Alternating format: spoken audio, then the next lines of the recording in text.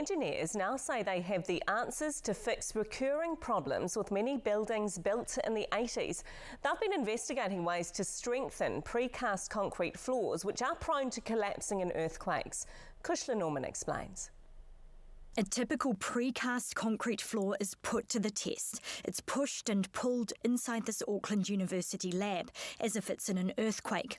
The risk with these floors is they can become detached from their supports.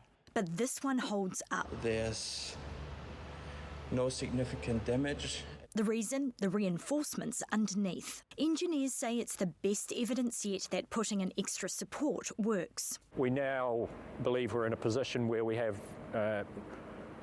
reliable guidance that engineers should have confidence in to set out how to go out designing those retrofits. It's huge progress from 20 years ago when the floors, also known as hollow core, were first tested.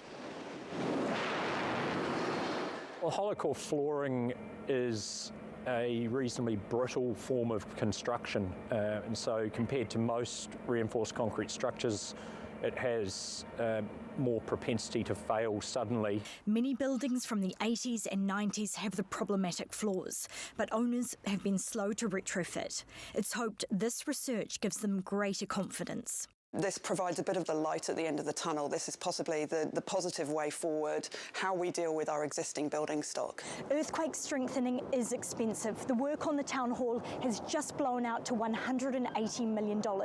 And fixing the central library, which has precast concrete floors, will cost about the same. It's costs like these which pose tough calls for owners: demolish or save. My hope with this research is that we won't see buildings abandoned or demolished, because it tells us exactly what we need to do. The research team have focused on cost-effective retrofits to the greatest degree. Valuable information as engineers navigate the complexities of construction in the Shaky Isles. Kushla Norman, One News.